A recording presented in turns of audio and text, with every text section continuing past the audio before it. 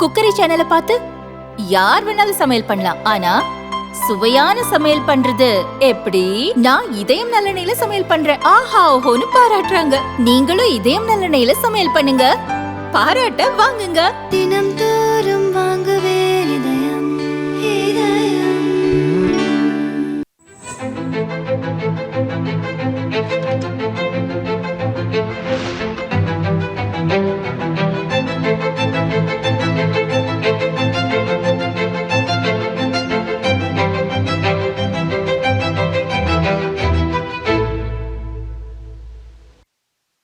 मेरे प्यारे देशवासियों, नमस्कार। मानसून के इस मौसम में प्राकृतिक आपदाएं देश की कसौटी कर रही हैं। पिछले कुछ हफ्तों में हमने बाढ़ और भूस्खलन का बड़ा कहर देखा है। कहीं घर उजड़ गए, कहीं खेत डूब गए, परिवार के परिवार उजड़ गए। पानी के तेज बहाव में कहीं पुल बह गए, सड़कें बह गई, लोगों का जीवन संकट में फंस गया। इन घटनाओं ने हर हिंदुस्तानी को दुखी किया है। जिन परिवारों ने अपने प्रियजन खोए, उनका दर्द हम सबका दर्द है। जहां भी संकट आया, वहां के लोगों को बचाने के लिए हमारे एनडीआरएफ, एसडीआरएफ के जवान, अन्य सुरक्षा बल, हर कोई दिन रात जुटे रहे। जवानों ने तकनीक का सहारा भी लिया है। थर्मल कैमरे, लाइव डिटेक्टर, स्नीफर डॉग्स और ड्रोन सर्विलेंस ऐसे अनेक आधुनिक संसाधनों के सहारे राहत कार्य में तेजी लाने की भरपूर कोशिश की गई। इस दौरान हेलीकॉप्टर से राहत सामग्री पहुंचाई गई, घायलों को एयरलिफ्ट किया गया। आपदा की घड़ी में सेना मददगार बनकर सामने आई। स्थानीय लोग, सामाजिक कार्यकर्ता, डॉक्टर, प्रशासन, संकट की इस घड़ी में सभी ने हर संभव प्रयास किया। मैं ऐसे हर नागरिक को हृदय से धन्यवाद देता हूं, जिन्होंने इस कठिन समय में मानवीयता को सबसे ऊपर रखा हुआ है। मेरे प्यारे देशवासियों, बाढ़ और बारिश की इस तबाही के बीच जम्मू कश्मीर ने दो बहुत खास उपलब्धियां भी हासिल की हैं। इन पर ज्यादा लोगों का ध्यान नहीं गया, लेकिन जब आप उन उपलब्धियों के बारे में जानेंगे तो आपको बहुत खुशी होगी। जम्मू कश्मीर के पुलवामा के एक स्टेडियम में रिकॉर्ड संख्या में लोग इकट्ठा हुए। यहाँ पुलवामा का पहला डे नाइट क्रिकेट मैच खेला गया। पहले ये होना असंभव था, लेकिन अब मेरा देश बदल रहा है। ये मैच रॉयल प्रीमियर लीग का हिस्सा है, जिसमें जम्मू कश्मीर की अलग अलग टीमें खेल रही हैं। इतने सारे लोग, खासकर युवा, पुलवामा में रात के समय हजारों की तादाद में क्रिकेट का आनंद लेते हुए ये नजारा वाकई देखने लायक था। साथियों, दूसरा आयोजन जिसने ध्यान खींचा वो है देश में हुआ पहला खेलो इंडिया वाटर स्पोर्ट्स फेस्टिवल, और वो भी श्रीनगर की डल झील पर हुआ। सचमुच ऐसा उत्सव आयोजित करने के लिए ये कितनी खास जगह है।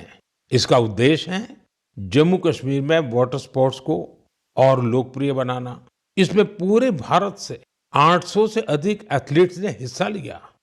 महिला एथलीट्स भी पीछे नहीं रही, उनकी भागीदारी भी लगभग पुरुषों के बराबर थी।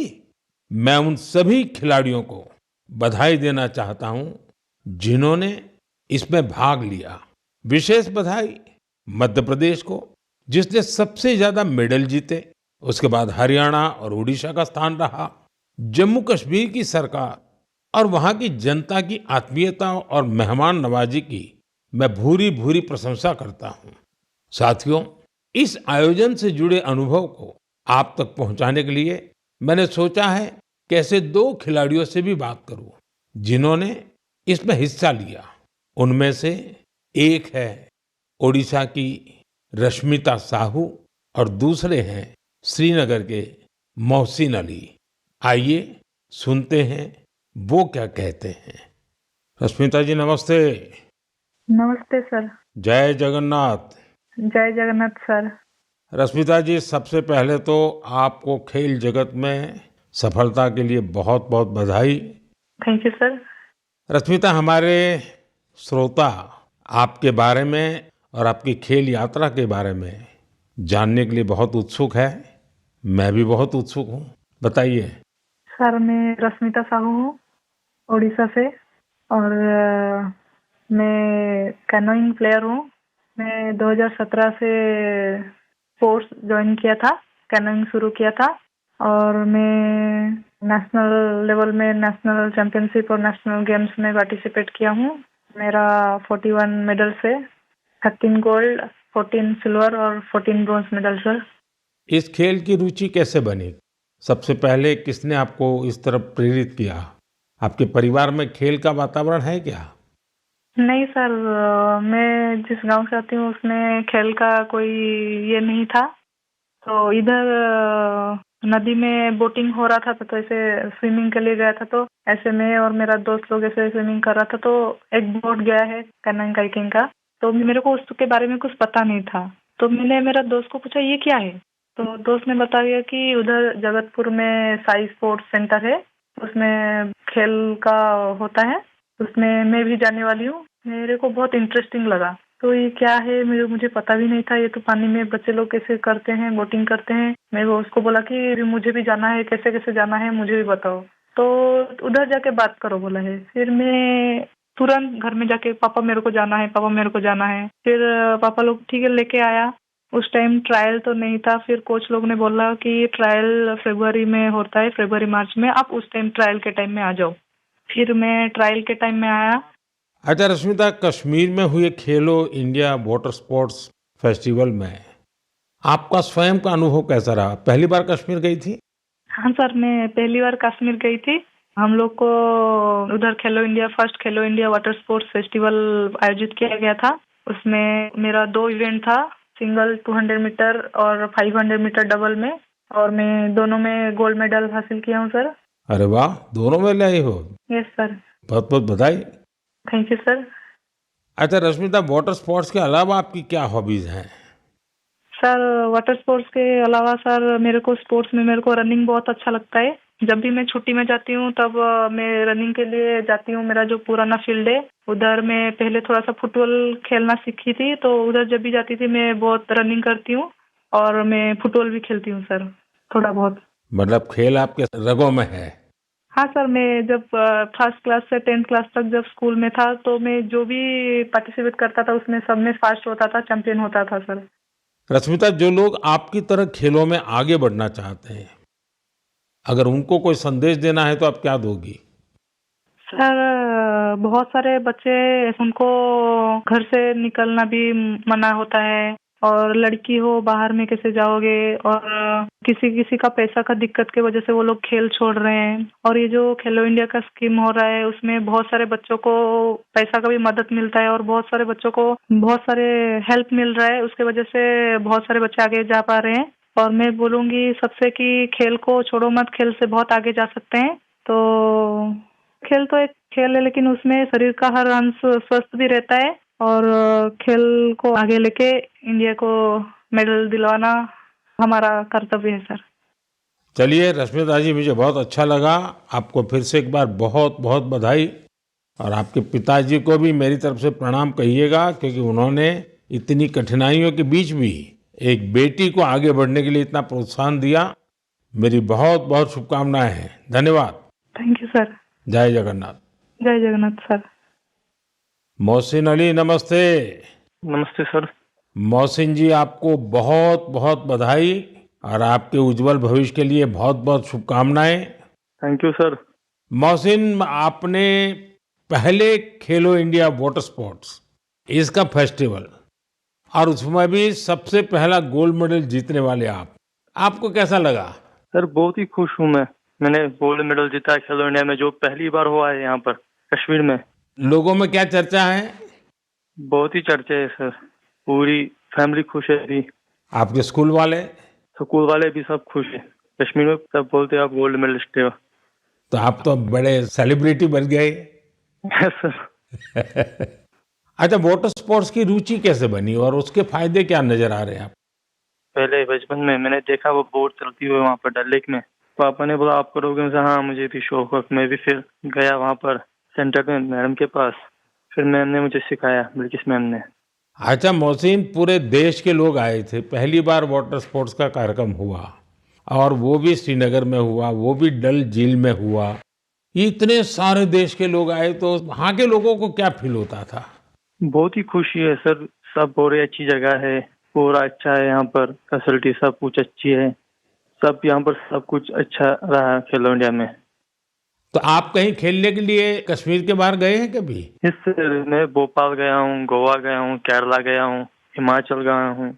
अच्छा, फिर आप तो पूरा हिंदुस्तान देख लिए है। Yes sir. अच्छा, ये इतने सारे खिलाड़ी वहाँ आए थे यस सर। तो नए दोस्त बनाए कि नहीं बनाए? सर बहुत दोस्त बना दिए। एक साथ भी घूमे हम यहाँ पर, डल लेक में, लाल चौक में, पूरे जगह घूमे हम सर। पहलगाम भी गए थे। यस सर, पूरी जगह। देखिए, मैंने तो देखा है कि जम्मू कश्मीर में स्पोर्ट्स टैलेंट बड़ा गजब का है जी। Yes sir. हमारे जो जम्मू कश्मीर के नौजवान है वो देश का नाम रोशन करे, इतना सामर्थ्य है उनके अंदर और आपने करके दिखाया है। सर मेरा ड्रीम है ओलंपिक में मेडल जीतना, वही ड्रीम है। वाह, शाबाश। वही ड्रीम है सर। देखिए, आपसे सुन करके ही मेरे तो रोंगटे खड़े हो गए। सर अभी वही ड्रीम है मेरा, ओलंपिक में मेडल जीतना, देश के लिए नेशनल एंथम बजाना, बस वही ड्रीम है मेरा। मेरे देश का एक मजदूर परिवार का बेटा इतने बड़े सपने देखता है, मतलब ये देश बहुत आगे बढ़ने वाला है। सर बहुत आगे बढ़ने वाला है।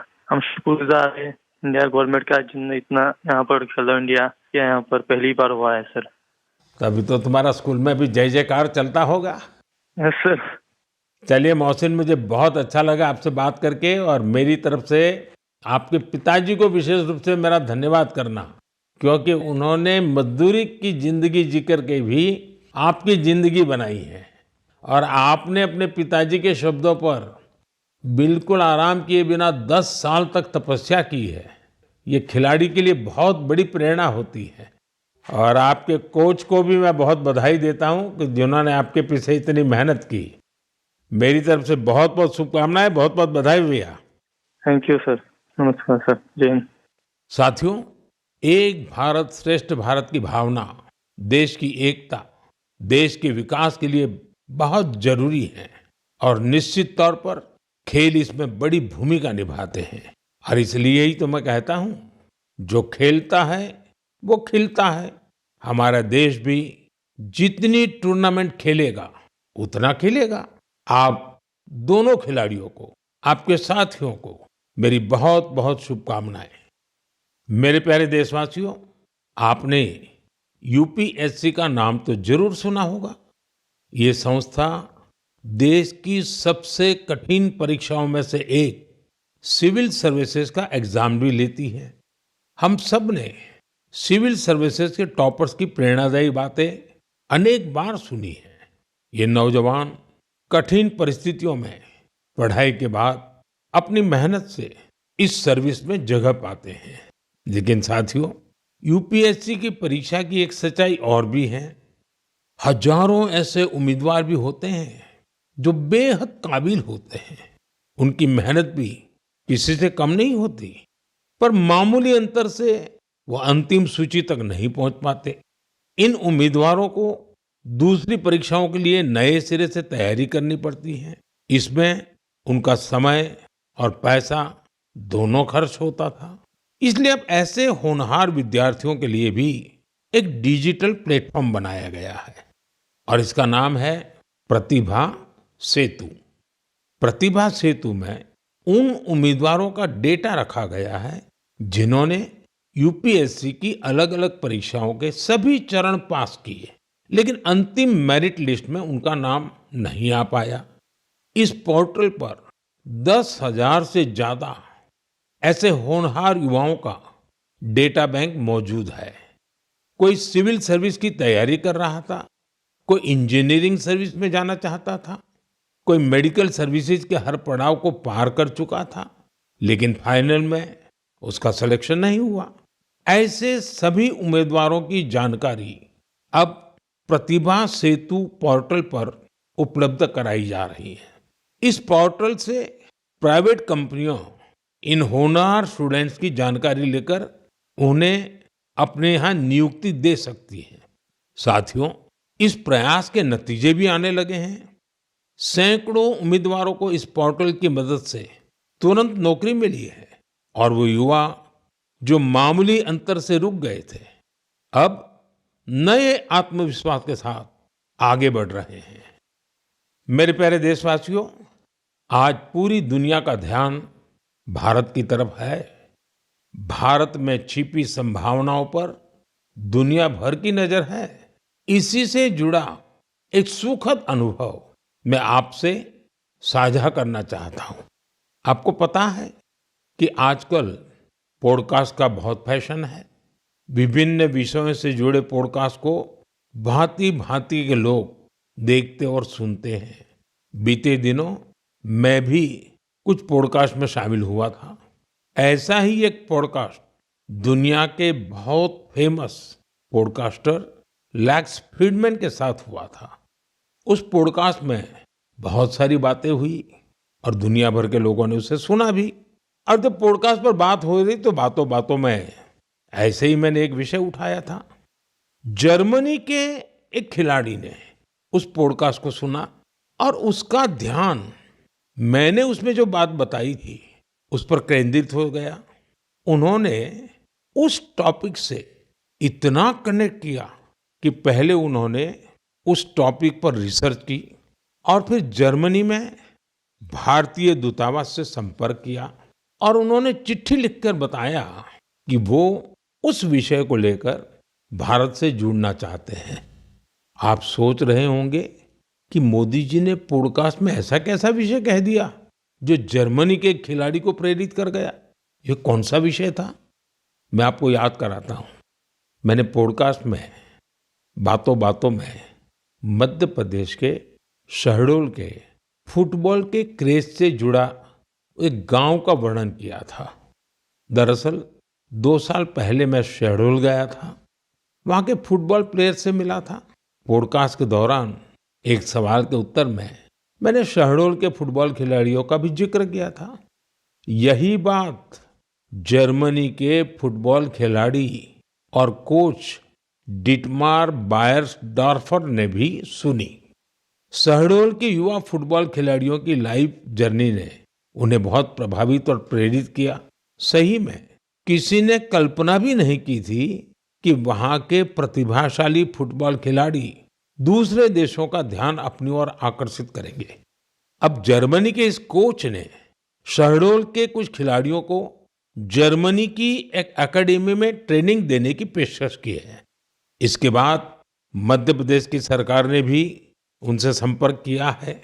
जल्द ही शहडोल के हमारे कुछ युवा साथी ट्रेनिंग कोर्स के लिए जर्मनी जाएंगे। मुझे यह देखकर भी बहुत आनंद आता है कि भारत में फुटबॉल की लोकप्रियता निरंतर बढ़ रही है। मैं फुटबॉल प्रेमियों से आग्रह करता हूं कि जब समय मिले वे शहडोल जरूर जाएं और वहां हो रहे स्पोर्टिंग रिवॉल्यूशन को करीब से देखें। मेरे प्यारे देशवासियों, सूरत में रहने वाले जितेंद्र सिंह राठौड़ के बारे में जानकर आपको बहुत सुखद एहसास होगा, मन गर्व से भर जाएगा। जितेंद्र सिंह राठौड़ एक सिक्योरिटी गार्ड है और उन्होंने एक ऐसी अद्भुत पहल की है जो हर देशभक्त के लिए बहुत बड़ी प्रेरणा है। पिछले कुछ वर्षों से वो उन सभी जवानों के बारे में जानकारियां जुटा रहे हैं जिन्होंने भारत माता की रक्षा में अपने प्राण न्योछावर किए हैं। आज उनके पास प्रथम विश्व युद्ध से लेकर अब तक शहीद हुए हजारों वीर जवानों के बारे में जानकारियां मौजूद है। उनके पास शहीदों की हजारों तस्वीरें भी हैं। एक बार एक शहीद के पिता की कही गई बातें उनके हृदय को छू गई। शहीद के पिता ने कहा था, बेटा गया तो क्या हुआ, वतन तो सलामत है ना। इस एक बात ने जितेंद्र सिंह जी के मन में देशभक्ति का एक अद्भुत जुनून भर दिया। आज वो कई शहीदों के परिवारों के संपर्क में है। उन्होंने करीब 2,500 शहीदों के माता पिता के चरणों की मिट्टी भी अपने पास लाकर रखी है। ये सशस्त्र बलों के प्रति उनके गहरे प्रेम और जुड़ाव का जीवंत उदाहरण है। जितेंद्र जी का जीवन हमें देशभक्ति की वास्तविक सीख देता है।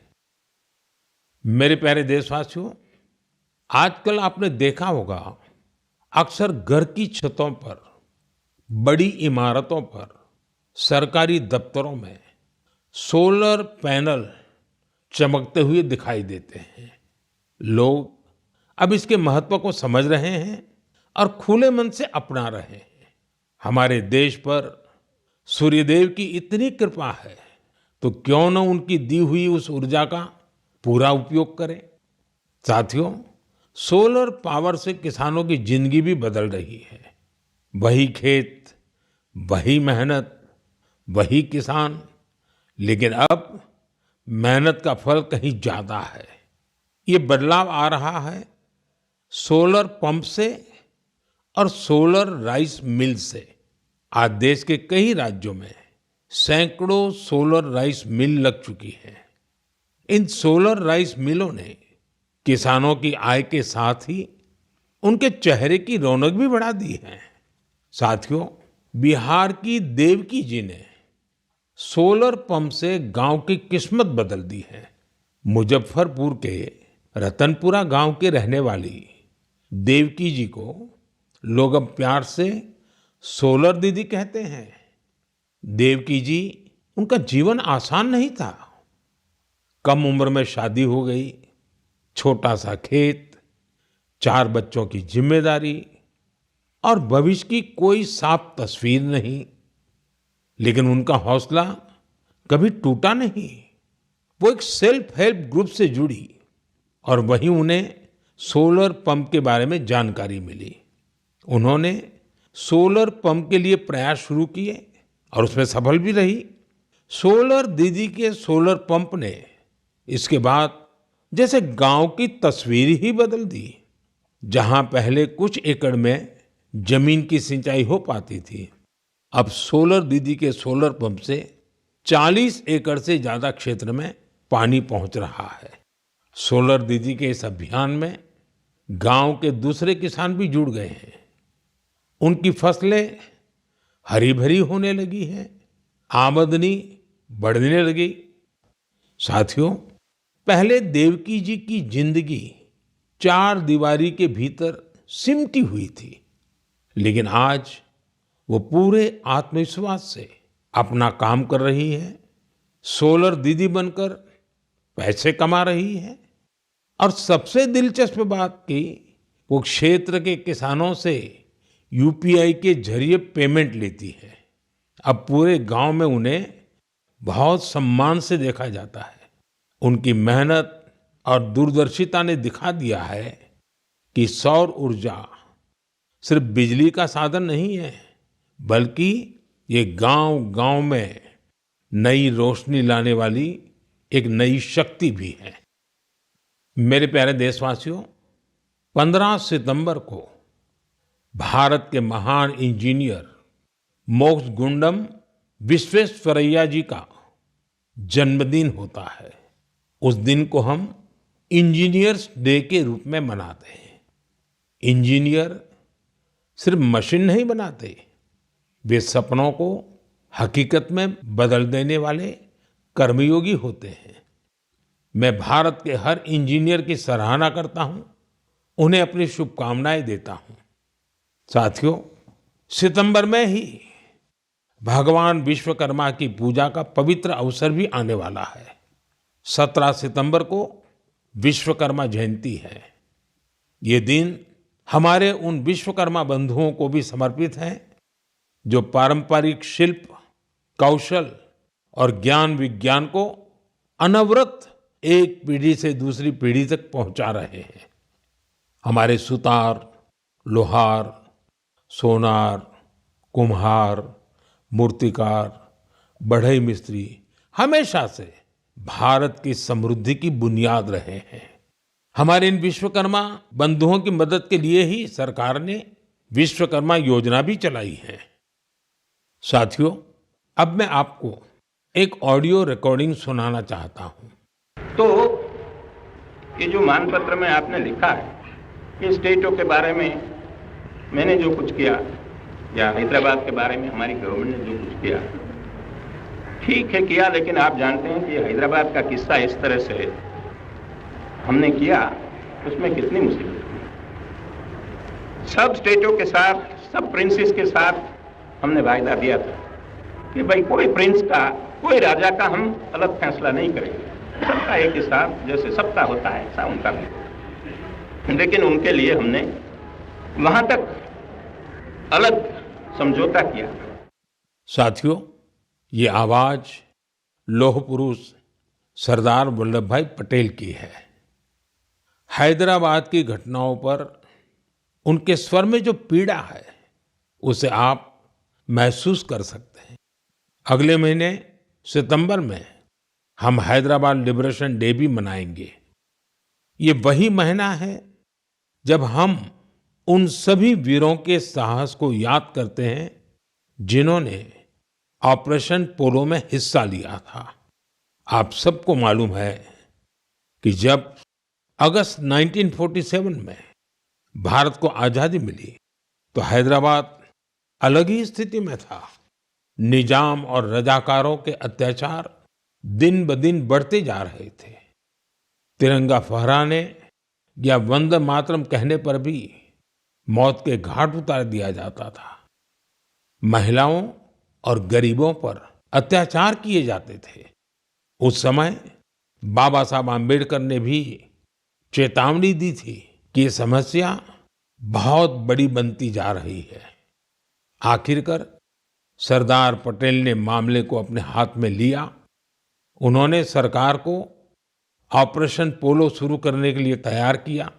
रिकॉर्ड समय में हमारी सेनाओं ने हैदराबाद को निजाम की तानाशाही से आजाद कराया और उसे भारत का हिस्सा बनाया। पूरे देश ने इस सफलता का उत्सव मनाया। मेरे प्यारे देशवासियों, आप दुनिया के किसी भी कोने में चले जाएं, वहां आपको भारतीय संस्कृति का प्रभाव देखने को जरूर मिलेगा। और ये प्रभाव केवल दुनिया के बड़े शहरों तक सीमित नहीं है, बल्कि इसे छोटे छोटे शहरों में भी देखा जा सकता है। इटली के एक छोटे से शहर कैंप रोतोंडो में ऐसा ही देखने को मिला है। यहाँ महर्षि वाल्मीकि जी की प्रतिमा का अनावरण किया गया। इस कार्यक्रम में वहाँ के स्थानीय मेयर सहित क्षेत्र के अनेक अहम व्यक्ति भी शामिल हुए। कैंप रोतोंडो में रहने वाले भारतीय मूल के लोग महर्षि वाल्मीकि जी की प्रतिमा लगने से बहुत खुश हैं। महर्षि वाल्मीकि के संदेश हम सभी को बहुत प्रेरित करते हैं। साथियों, इस महीने की शुरुआत में कनाडा के मिसिसागा में प्रभु श्री राम की 51 फीट ऊंची प्रतिमा का भी अनावरण किया गया है। इस आयोजन को लेकर लोगों में बहुत उत्साह था। सोशल मीडिया पर प्रभु श्री राम की भव्य प्रतिमा के वीडियोज खूब शेयर किए गए। साथियों, रामायण और भारतीय संस्कृति के प्रति ये प्रेम अब दुनिया के हर कोने में पहुंच रहा है। रूस में एक मशहूर स्थान है व्लादिवोस्तोक। बहुत से लोग इसको ऐसी जगह के रूप में जानते हैं जहां सर्दियों में तापमान -20 से -30 डिग्री सेल्सियस तक गिर जाता है। इस महीने व्लादिवोस्तोक में एक अनूठी प्रदर्शनी लगी। इसमें रूसी बच्चों द्वारा रामायण की अलग अलग थीम पर बनाई गई पेंटिंग्स को भी शोकेस किया गया। यहाँ पर एक कंपटीशन का भी आयोजन हुआ। दुनिया के अलग अलग हिस्सों में भारतीय संस्कृति के प्रति बढ़ती जागरूकता देखकर वाकई बहुत प्रसन्नता होती है।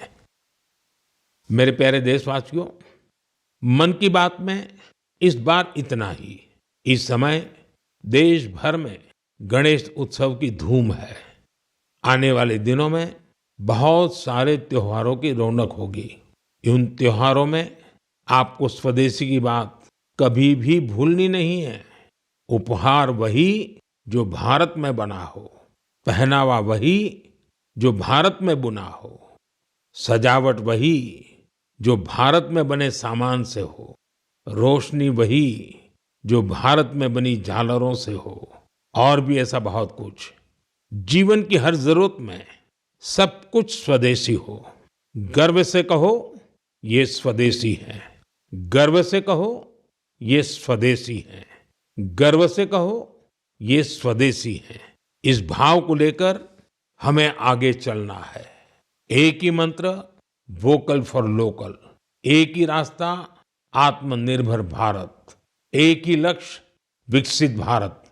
साथियों, इन खुशियों के बीच आप सभी स्वच्छता पर जोर देते रहें, क्योंकि जहां स्वच्छता है वहां त्योहारों का आनंद भी और बढ़ जाता है। साथियों, मन की बात के लिए मुझे इसी तरह बड़ी संख्या में अपने संदेश भेजते रहिए। आपका हर सुझाव इस कार्यक्रम के लिए बहुत महत्वपूर्ण है। अपना फीडबैक मुझ तक जरूर पहुंचाते रहें। अगली बार जब हम मिलेंगे तो और भी नए विषयों की चर्चा होगी। बहुत बहुत धन्यवाद। नमस्कार।